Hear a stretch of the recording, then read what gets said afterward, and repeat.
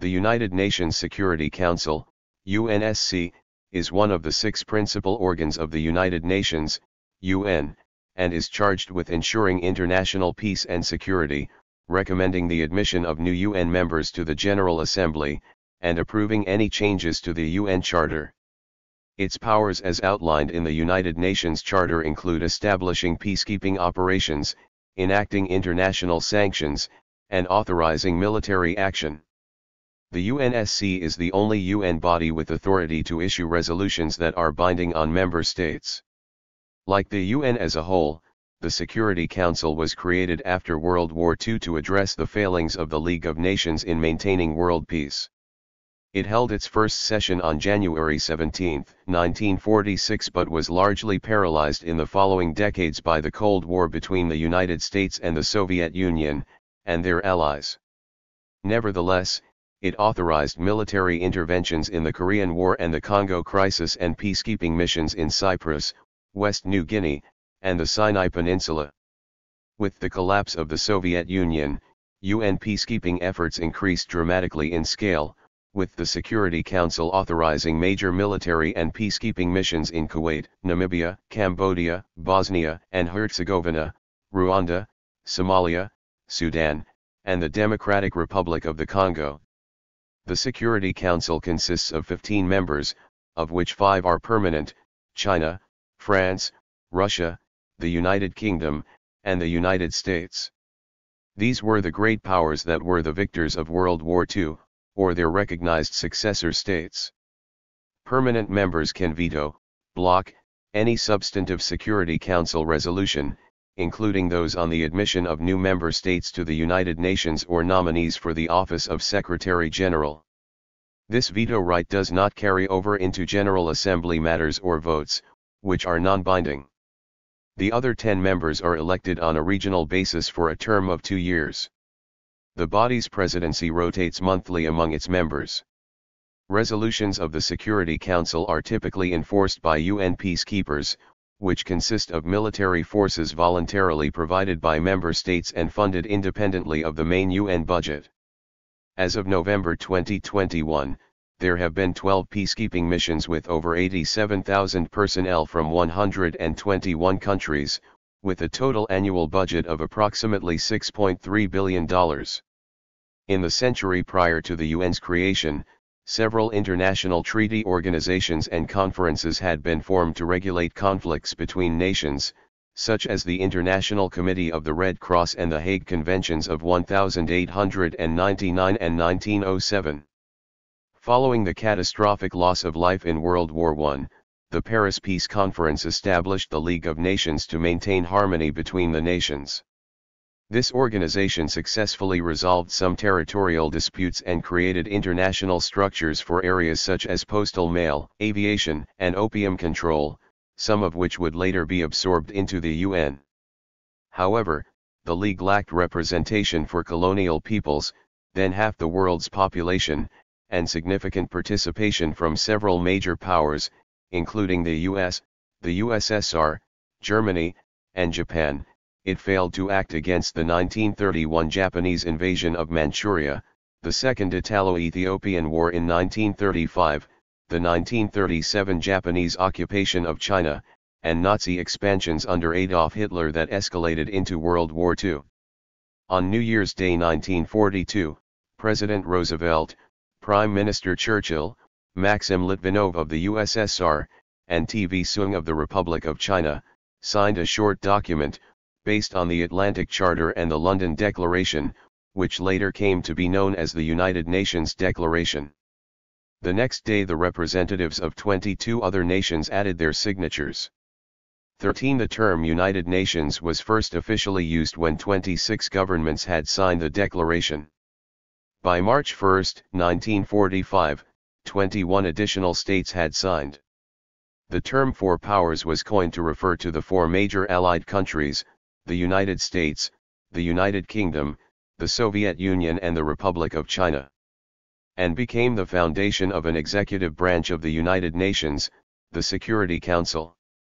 Following the 1943 Moscow Conference and Tehran Conference, in mid-1944, the delegations from the Allied Big Four, the Soviet Union, the UK, the US and the Republic of China, met for the Dumbarton Oaks Conference in Washington, D.C. to negotiate the UN structure, and the composition of the UN Security Council quickly became the dominant issue. France, the Republic of China, the Soviet Union, the UK and US were selected as permanent members of the Security Council. The US attempted to add Brazil as a sixth member but was opposed by the heads of the Soviet and British delegations. The most contentious issue at Dumbarton and in successive talks proved to be the veto rights of permanent members. The Soviet delegation argued that each nation should have an absolute veto that could block matters from even being discussed, while the British argued that nations should not be able to veto resolutions on disputes to which they were a party. At the Yalta Conference of February 1945, the American, British and Russian delegations agreed that each of the Big Five could veto any action by the Council, but not procedural resolutions, meaning that the permanent members could not prevent debate on a resolution. On April 25, 1945, the UN Conference on International Organization began in San Francisco, attended by 50 governments and a number of non-governmental organizations involved in drafting the United Nations Charter. At the conference, H.V. Evatt of the Australian delegation pushed to further restrict the veto power of Security Council permanent members. Due to the fear that rejecting the strong veto would cause the conference's failure, his proposal was defeated 20 votes to 10. The UN officially came into existence on October 24, 1945 upon ratification of the Charter by the 5 then permanent members of the Security Council and by a majority of the other 46 signatories. On January 17, 1946, the Security Council met for the first time at Church House, Westminster, in London, United Kingdom. Subsequently, during the 1946 to 1951 period it conducted sessions at the United Nations Interim Headquarters in Lake Success, New York, which were televised live on CBS by the journalist Edmund Chester in 1949. The Security Council was largely paralyzed in its early decades by the Cold War between the US and USSR and their allies, and the Council generally was only able to intervene in unrelated conflicts. A notable exception was the 1950 Security Council resolution authorizing a US-led coalition to repel the North Korean invasion of South Korea, passed in the absence of the USSR. In 1956, the first UN peacekeeping force was established to end the Suez Crisis. However, the UN was unable to intervene against the USSR's simultaneous invasion of Hungary following that country's revolution. Cold War divisions also paralyzed the Security Council's Military Staff Committee, which had been formed by Articles 45 to 47 of the UN Charter to oversee UN forces and create UN military bases. The committee continued to exist on paper but largely abandoned its work in the mid-1950s. In 1960, the UN deployed the United Nations Operation in the Congo, UNOC, the largest military force of its early decades, to restore order to the breakaway state of Katanga, restoring it to the control of the Democratic Republic of the Congo by 1964. However, the Security Council found itself bypassed in favor of direct negotiations between the superpowers in some of the decade's larger conflicts, such as the Cuban Missile Crisis or the Vietnam War. Focusing instead on smaller conflicts without an immediate Cold War connection, the Security Council deployed the United Nations Temporary Executive Authority in West New Guinea in 1962 and the United Nations Peacekeeping Force in Cyprus in 1964, the latter of which would become one of the UN's longest-running peacekeeping missions. On October 25, 1971, over U.S. opposition, but with the support of many Third World nations, along with the Socialist People's Republic of Albania, the mainland, Communist People's Republic of China replaced Republic of China with a seat on the Security Council. The vote was widely seen as a sign of waning U.S. influence in the organization. With an increasing Third World presence and the failure of UN mediation in conflicts in the Middle East, Vietnam, and Kashmir, the UN increasingly shifted its attention to its ostensibly secondary goals of economic development and cultural exchange. By the 1970s, The UN budget for social and economic development was far greater than its budget for peacekeeping. After the Cold War, the UN saw a radical expansion in its peacekeeping duties, taking on more missions in 10 years than it had in its previous 4 decades. Between 1988 and 2000, the number of adopted Security Council resolutions more than doubled, and the peacekeeping budget increased more than tenfold. The UN negotiated an end to the Salvadoran Civil War, launched a successful peacekeeping mission in Namibia, and oversaw democratic elections in post-apartheid South Africa and post-Khmer Rouge Cambodia. In 1991, the Security Council demonstrated its renewed vigor by condemning the Iraqi invasion of Kuwait on the same day of the attack and later authorizing a US-led coalition that successfully repulsed the Iraqis. Under-Secretary General Brian Urquhart later described the hopes raised by these successes as a false renaissance for the organization, given the more troubled missions that followed. Though the UN Charter had been written primarily to prevent aggression by one nation against another, in the early 1990s, the UN faced a number of simultaneous, serious crises within nations such as Haiti, Mozambique, and the former Yugoslavia. The UN mission to Bosnia faced worldwide ridicule for its indecisive and confused mission in the face of ethnic cleansing. In 1994, the United Nations Assistance Mission for Rwanda failed to intervene in the Rwandan genocide in the face of Security Council indecision. In the late 1990s, unauthorized international interventions took a wider variety of forms. The UN mission in the 1991-2002 Sierra Leone Civil War was supplemented by British Royal Marines, and the unauthorized 2001 invasion of Afghanistan was overseen by NATO. In 2003, the US invaded Iraq despite failing to pass a UN Security Council resolution for authorization, prompting a new round of questioning of the organization's effectiveness. In the same decade, the Security Council intervened with peacekeepers in crises including the war in Darfur in Sudan and the Kivu conflict in the Democratic Republic of Congo.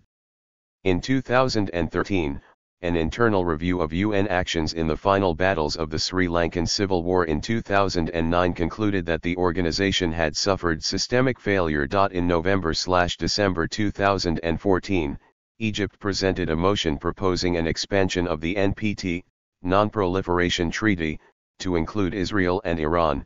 This proposal was due to increasing hostilities and destruction in the Middle East connected to the Syrian conflict as well as others. All members of the Security Council are signatory to the NPT, and all permanent members are nuclear weapon states.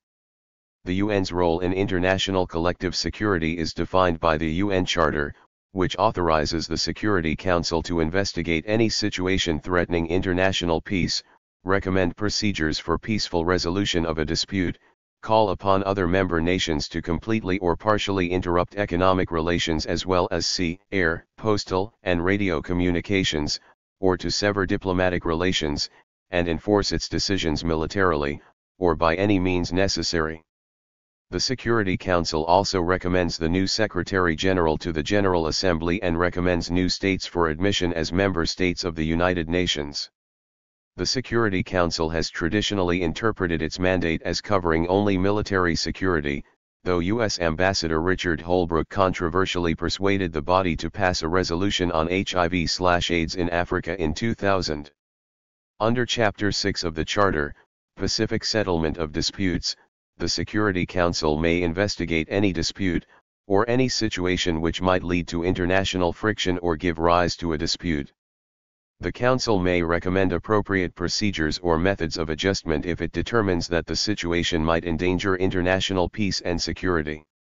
These recommendations are generally considered to not be binding, as they lack an enforcement mechanism.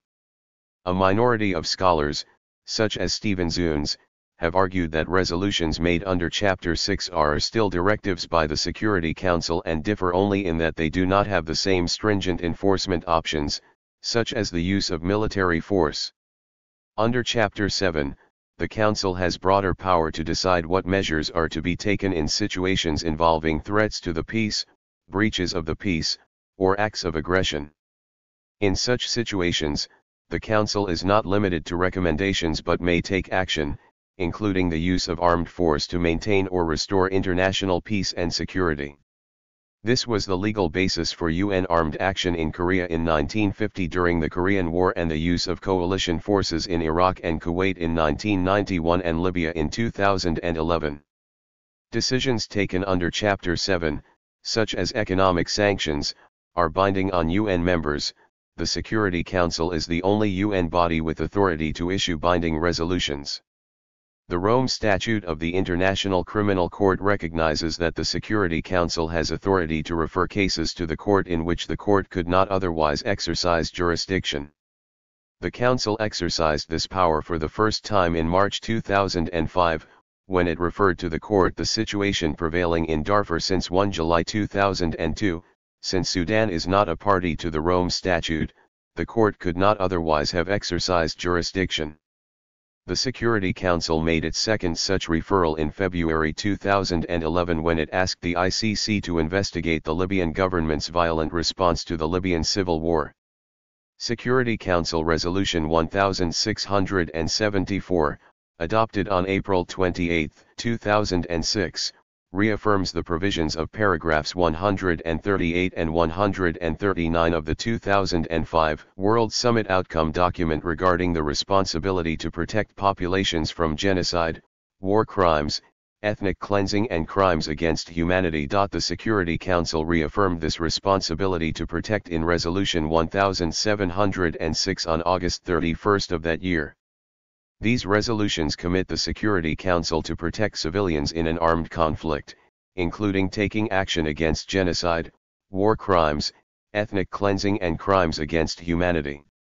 The Security Council's 5 permanent members have the power to veto any substantive resolution.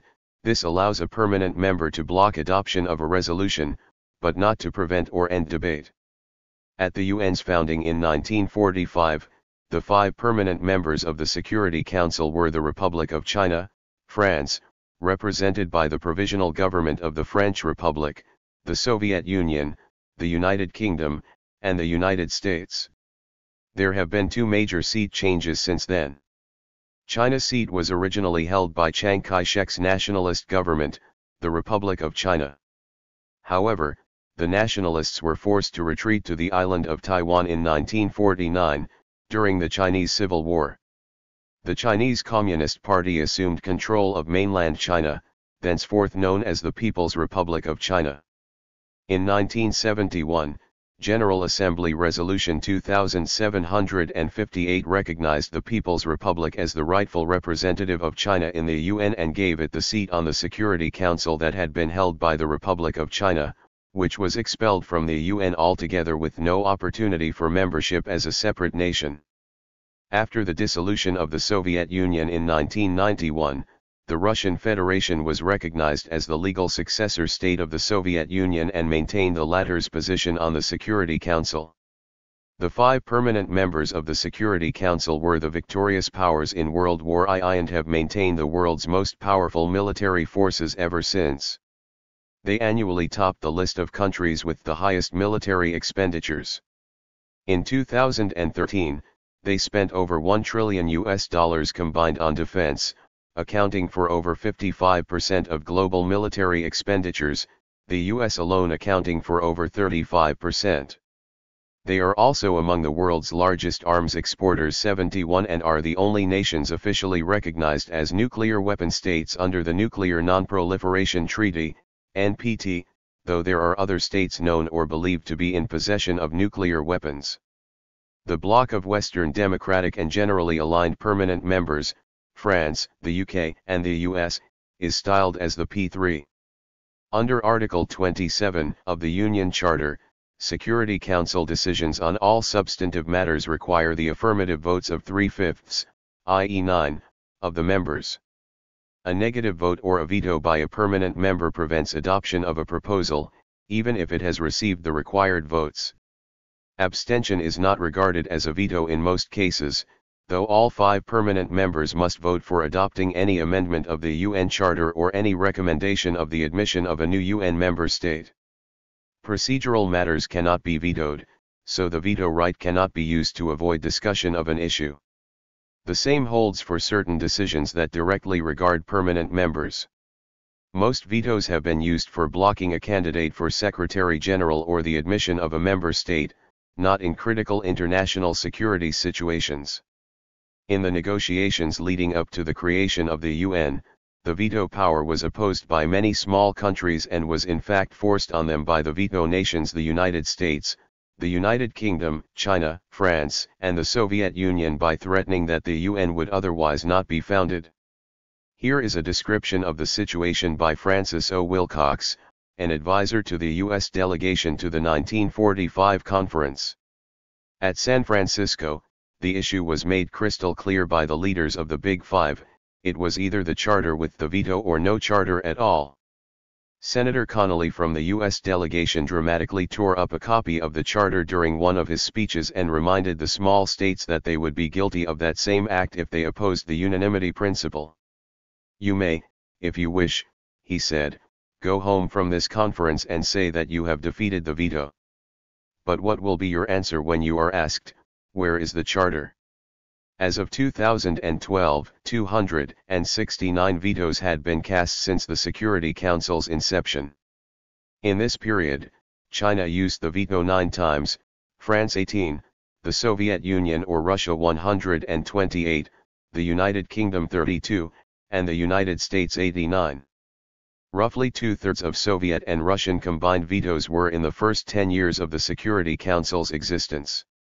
Between 1996 and 2012, the United States vetoed 13 resolutions, Russia 7, and China 5, while France and the United Kingdom did not use the veto. An early veto by Soviet Commissar Andrei Vyshinsky blocked a resolution on the withdrawal of French forces from Syria and Lebanon, which were under French mandate in February 1946. This veto established the precedent that permanent members could use the veto on matters outside of immediate concerns of war and peace.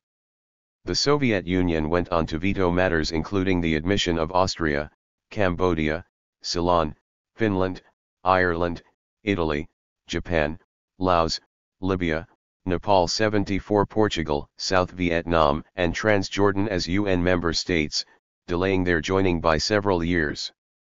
The United Kingdom and France used the veto to avoid Security Council condemnation of their actions in the 1956 Suez Crisis. The first veto by the United States came in 1970, blocking General Assembly action in southern Rhodesia. From 1985 to 1990, the U.S. vetoed 27 resolutions, primarily to block resolutions perceived as anti-Israel but also to protect its interests in Panama and Korea. The Soviet Union, the United States and China have all vetoed candidates for Secretary General, with the U.S. using the veto to block the re-election of Boutros Boutros-Ghali in 1996. Along with the 5 permanent members, the Security Council of the United Nations has temporary members that hold their seats on a rotating basis by geographic region. Non-permanent members may be involved in global security briefings. In its first 2 decades, the Security Council had 6 non-permanent members, the first of which were Australia, Brazil, Egypt, Mexico, the Netherlands, and Poland. In 1965, the number of non-permanent members was expanded to 10. These 10 non-permanent members are elected by the United Nations General Assembly for 2-year terms starting on January 1, with 5 replaced each year. To be approved, a candidate must receive at least 2/3 of all votes cast for that seat, which can result in deadlock if there are 2 roughly evenly matched candidates. In 1979, a standoff between Cuba and Colombia only ended after 3 months and a record 154 rounds of voting. Both eventually withdrew in favor of Mexico as a compromise candidate. A retiring member is not eligible for immediate re-election. The African group is represented by 3 members, the Latin America and the Caribbean, Asia Pacific, and Western European and others groups by 2 apiece, and the Eastern European group by 1. Traditionally, one of the seats assigned to either the Asia Pacific group or the African group is filled by a nation from the Arab world, alternating between the groups. Currently, elections for terms beginning in even-numbered years select 2 African members, and one each within Eastern Europe, Asia-Pacific, and Latin America and the Caribbean. The traditional Arab seat is elected for this term. Terms beginning in odd-numbered years consist of 2 Western European and other members, and one each from Asia-Pacific, Africa, and Latin America and the Caribbean. During the 2016 United Nations Security Council election, neither Italy nor the Netherlands met the required 2/3 majority for election. They subsequently agreed to split the term of the Western European and Others group. It was the first time in over 5 decades that 2 members agreed to do so. Usually, intractable deadlocks are resolved by the candidate countries withdrawing in favor of a third member state. The current elected members, with the regions they were elected to represent, are as follows. The role of President of the Security Council involves setting the agenda, presiding at its meetings and overseeing any crisis. The President is authorized to issue both presidential statements, subject to consensus among Council members, and notes, which are used to make declarations of intent that the full Security Council can then pursue. The presidency of the Council is held by each of the members in turn for 1 month, following the English alphabetical order of the member states' names. Unlike the General Assembly, the Security Council is not bound to sessions. Each Security Council member must have a representative available at UN headquarters at all times in case an emergency meeting becomes necessary. The Security Council generally meets in a designated chamber in the United Nations Conference Building in New York City. The chamber was designed by the Norwegian architect Arnstein Arnberg and was a gift from Norway. The United Nations Security Council mural by Norwegian artist Per Krogh, 1952, depicts a phoenix rising from its ashes, symbolic of the world's rebirth after World War II. The Security Council has also held meetings in cities including Nairobi, Kenya, Addis Ababa, Ethiopia, Panama City, Panama, and Geneva, Switzerland. In March 2010, the Security Council moved into a temporary facility in the General Assembly building as its chamber underwent renovations as part of the UN Capital Master Plan. The renovations were funded by Norway, the chamber's original donor, for a total cost of $5 million. The chamber reopened on April 16, 2013. The representatives of the member states are seated on a horseshoe-shaped table, with the President in the very middle flanked by the Secretary on the right and the Undersecretary on the left.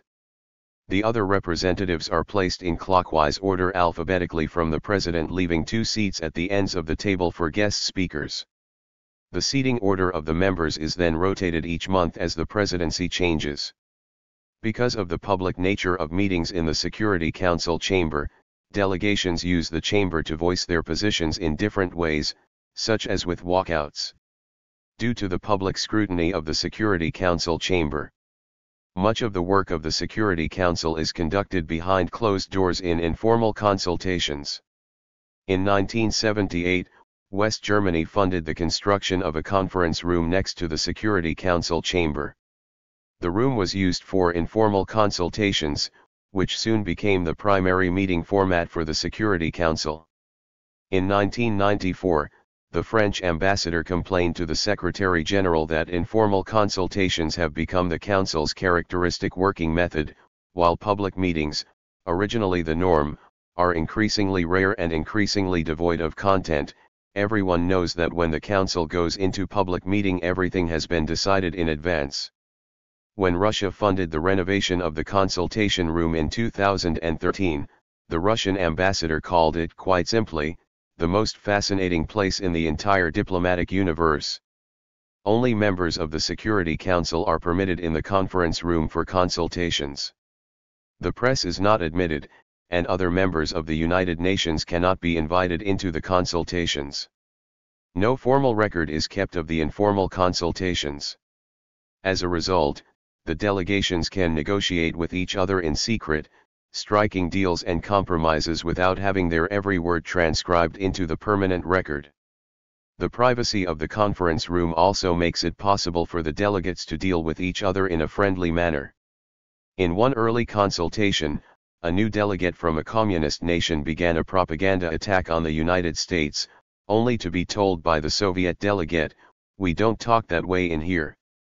A permanent member can cast a pocket veto during the informal consultation by declaring its opposition to a measure.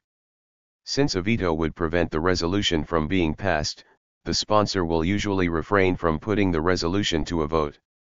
Resolutions are vetoed only if the sponsor feels so strongly about a measure that it wishes to force the permanent member to cast a formal veto. By the time a resolution reaches the Security Council chamber, it has already been discussed, debated, and amended in the consultations. The open meeting of the Security Council is merely a public ratification of a decision that has already been reached in private. For example, Resolution 1373 was adopted without public debate in a meeting that lasted just 5 minutes. The Security Council holds far more consultations than public meetings. In 2012, the Security Council held 160 consultations, 16 private meetings and 9 public meetings. In times of crisis, the Security Council still meets primarily in consultations, but it also holds more public meetings. After the outbreak of the Russo-Ukrainian War in 2014, the Security Council returned to the patterns of the Cold War, as Russia and the Western countries engaged in verbal duels in front of the television cameras. In 2016, the Security Council held 150 consultations, 19 private meetings and 68 public meetings. Article 29 of the Charter provides that the Security Council can establish subsidiary bodies in order to perform its functions. This authority is also reflected in Rule 28 of the Provisional Rules of Procedure. The subsidiary bodies established by the Security Council are extremely heterogeneous. On the one hand, they include bodies such as the Security Council Committee on Admission of New Members. On the other hand, both the International Criminal Tribunal for the former Yugoslavia and the International Criminal Tribunal for Rwanda were also created as subsidiary bodies of the Security Council. The by now numerous sanctions committees established in order to oversee implementation of the various sanctions regimes are also subsidiary bodies of the Council. After approval by the Security Council, the UN may send peacekeepers to regions where armed conflict has recently ceased or paused to enforce the terms of peace agreements and to discourage combatants from resuming hostilities. Since the UN does not maintain its own military, peacekeeping forces are voluntarily provided by member states. These soldiers are sometimes nicknamed Blue Helmets for their distinctive gear. The peacekeeping force as a whole received the Nobel Peace Prize in 1988. As of February 28, 2023, the UN had 86,903 uniformed and civilian personnel serving in 12 peacekeeping missions, with 121 countries contributing military personnel. The largest was the United Nations Organization Stabilization Mission in the Democratic Republic of the Congo, MONUSCO, which included 20,688 uniformed personnel. The smallest, United Nations Military Observer Group in India and Pakistan, UNMOGIP, included 42 uniformed personnel responsible for monitoring the ceasefire in Jammu and Kashmir. Peacekeepers with the United Nations Truce Supervision Organization, UNSO, have been stationed in the Middle East since 1948, the longest-running active peacekeeping mission. UN peacekeepers have also drawn criticism in several postings. Peacekeepers have been accused of child rape, soliciting prostitutes, or sexual abuse during various peacekeeping missions in the Democratic Republic of the Congo, Haiti, Liberia, Sudan, and what is now South Sudan, Burundi and Ivory Coast. Scientists cited UN peacekeepers from Nepal as the likely source of the 2010 to 2013 Haiti cholera outbreak, which killed more than 8,000 Haitians following the 2010 Haiti earthquake. The budget for peacekeeping is assessed separately from the main UN organizational budget. In the fiscal year July 1, 2021 to June 30, 2022, peacekeeping expenditures amounts for $6.38 billion. UN peace operations are funded by assessments, using a formula derived from the regular funding scale, but including a weighted surcharge for the 5 permanent Security Council members. This surcharge serves to offset discounted peacekeeping assessment rates for less developed countries. This amount finances 10 of the 12 ongoing UN peacekeeping missions, along the liquidation of the UN African Union hybrid operation in Darfur, UNAMID, and logistics support for the African Union mission in Somalia, AMISOM, providing the technology, logistics, and general support to all peace operations through global service centers in Brindisi, Italy, and a regional service center in Entebbe, Uganda.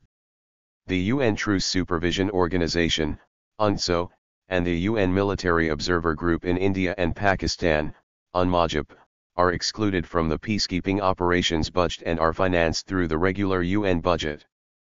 For the 2020 to 2021 budget, the top 10 providers of assessed financial contributions to United Nations peacekeeping operations were the US, 27.89%, China, 15.21%, Japan, 8.56%, Germany, 6.09%, the United Kingdom, 5.79%, France, 5.61%, Italy, 3.3%, Russian Federation, 3.04%, Canada, 2.73%, and South Korea, 2.26%.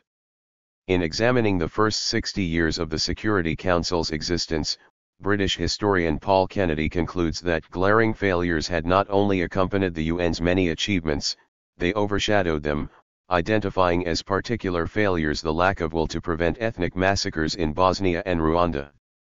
Kennedy attributes the failures to the UN's lack of reliable military resources, writing that above all, one can conclude that the practice of announcing, through a Security Council resolution, a new peacekeeping mission without ensuring that sufficient armed forces will be available has usually proven to be a recipe for humiliation and disaster.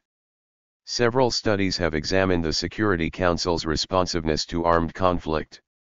Findings suggests that the Council is more likely to meet and deliberate on conflicts that are more intense and have led to more humanitarian suffering, but that its responsiveness is also shaped by the political interests of member states and in particular of the permanent members. A 2005 Rand Corporation study found the UN to be successful in 2 out of 3 peacekeeping efforts. It compared UN nation-building efforts to those of the United States, and found that 88% of UN cases had led to lasting peace. Also in 2005, the Human Security Report documented a decline in the number of wars, genocides, and human rights abuses since the end of the Cold War, and presented evidence, albeit circumstantial, that international activism mostly spearheaded by the UN had been the main cause of the decline in armed conflict since the end of the Cold War. Scholar Sudhir Chelarajan argued in 2006 that the 5 permanent members of the Security Council, all of which are nuclear powers, had created an exclusive nuclear club that predominantly addresses the strategic interests and political motives of the permanent members, for example, protecting the oil-rich Kuwaitis in 1991 but poorly protecting the resource-poor Rwandans in 1994. 128 Since 3 of the 5 permanent members are European, and 4 are predominantly white developed nations, the Security Council has been described as a pillar of global apartheid by Titus Alexander, former chair of the Westminster United Nations Association. The Security Council's effectiveness and relevance are questioned by some because, in most high-profile cases, there are essentially no consequences for violating a Security Council resolution. During the Darfur crisis, Janjaweed militias, allowed by elements of the Sudanese government, committed violence against an indigenous population, killing thousands of civilians. In the Srebrenica massacre, Serbian troops committed genocide against Bosniaks, although Srebrenica had been declared a UN-safe area, protected by 400 armed Dutch peacekeepers. In his 2009 speech, Muammar Gaddafi criticized the Security Council's veto powers and the wars that permanent members of the Security Council had engaged in. The UN Charter gives all 3 powers of the legislative, executive and judiciary branches to the Security Council. 131.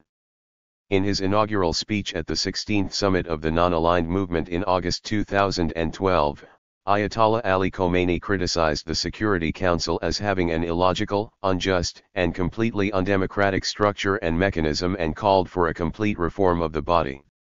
The Security Council has been criticized for failure in resolving many conflicts including Cyprus, Sri Lanka, Syria, Kosovo, and the Israeli-Palestinian conflict, reflecting the wider shortcomings of the UN. For example, at the 68th session of the UN General Assembly, New Zealand Prime Minister John Key heavily criticized the UN's inaction on Syria, more than 2 years after the Syrian civil war had begun. 133. There is evidence of bribery in the Security Council. Countries that are elected to the Security Council see a large increase in foreign aid from the US, averaging 59%. They also see an 8% increase in aid from the UN, mainly from UNICEF.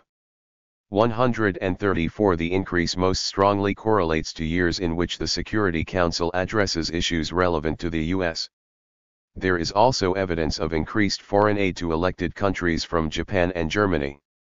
One study found membership on the Security Council correlates with reduced economic growth for a given country over the course of its 2-year term, 3.5% growth during membership compared to 8.7% over 4 years of non-membership, although the effect is mainly driven by African authoritarian countries.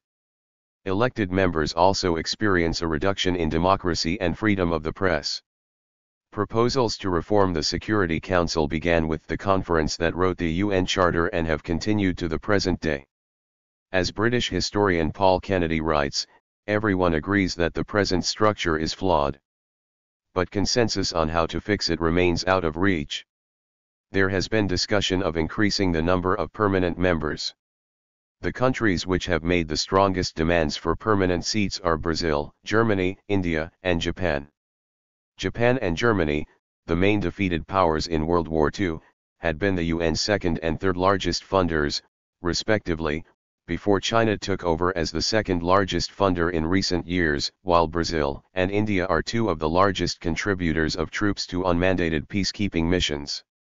Italy, another main defeated power in World War II and now the UN's sixth largest funder, leads a movement known as Uniting for Consensus in opposition to the possible expansion of permanent seats.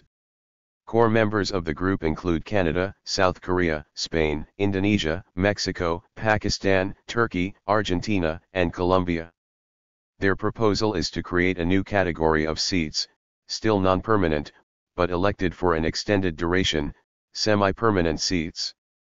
As far as traditional categories of seats are concerned, the UFC proposal does not imply any change, but only the introduction of small and medium-sized states among groups eligible for regular seats. This proposal includes even the question of veto, giving a range of options that goes from abolition to limitation of the application of the veto only to Chapter 7 matters. Former UN Secretary-General Kofi Annan asked a team of advisors to come up with recommendations for reforming the United Nations by the end of 2004. One proposed measure is to increase the number of permanent members by 5, which, in most proposals, would include Brazil, Germany, India, and Japan, known as the G4 nations, 1 seat from Africa, most likely between Egypt, Nigeria, or South Africa, and/or 1 seat from the Arab League. On September 21, 2004, the G4 nations issued a joint statement mutually backing each other's claim to permanent status, together with 2 African countries. Currently the proposal has to be accepted by 2/3 of the General Assembly, 128 votes. The permanent members, each holding the right of veto, announced their positions on Security Council reform reluctantly. The United States has unequivocally supported the permanent membership of Japan and lent its support to India and a small number of additional non-permanent members. The United Kingdom and France have essentially supported the G4 position, with the expansion of permanent and non-permanent members and the accession of Germany, Brazil, India, and Japan to permanent member status, as well as an increase in the presence of African countries on the Council. China has supported stronger representation of developing countries and has firmly opposed Japan's membership.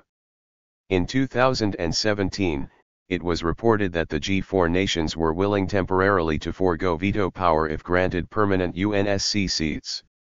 In September 2017, U.S. Representatives Ami Bera and Frank Pallone introduced a resolution, H.Res. 535, in the U.S. House of Representatives, 115th United States Congress, seeking support for the elevation of India to permanent membership of the United Nations Security Council. While discussions on expanding permanent membership to individual nations such as the G4 continue, alternative proposals have been put forward to reconsider the structure of the Security Council. The Noble World Foundation, NWF, proposes a novel approach, suggesting that UNSC membership and veto power be shifted from individual states to sovereignty pooling organizations like the European Union, EU. This proposal aligns with the UNSC's practice of regionally based selection of non-permanent members, aiming to improve the Council's decision-making and effectiveness. The EU serves as a primary example of such pooled sovereignty, especially following the European Court of Justice's 1964 ruling that established the precedence of EU law over national laws of its member states. The NWF advocates that regional entities like the EU could be eligible for UN membership in the Security Council, enabling a significant reform without necessitating an amendment to the UN Charter. The permanent members of the United Nations Security Council, also known as the Permanent Five, Big Five, or P5, are the 5 sovereign states to whom the UN Charter of 1945 grants a permanent seat on the UN Security Council: China, France, Russia, United Kingdom, and United States. The permanent members were all allies in World War II, and the victors of that war, and are the 5 states with the first and most nuclear weapons. All have the power of veto, which enables any one of them to prevent the adoption of any substantive draft Council resolution, regardless of its level of international support. The remaining 10 members of the UN Security Council are elected by the General Assembly, giving a total of 15 UN member states on the Security Council. The power of veto refers to the veto power wielded solely by the permanent members, enabling them to prevent the adoption of any substantive draft Council resolution, regardless of the level of international support for the draft. The veto does not apply to procedural votes, which is significant in that the Security Council's permanent membership can vote against a procedural draft resolution, without necessarily blocking its adoption by the Council. The veto is exercised when any permanent member, the so-called P5, casts a negative vote on a substantive draft resolution. Abstention or absence from the vote by a permanent member does not prevent a draft resolution from being adopted. Thank you for watching this video.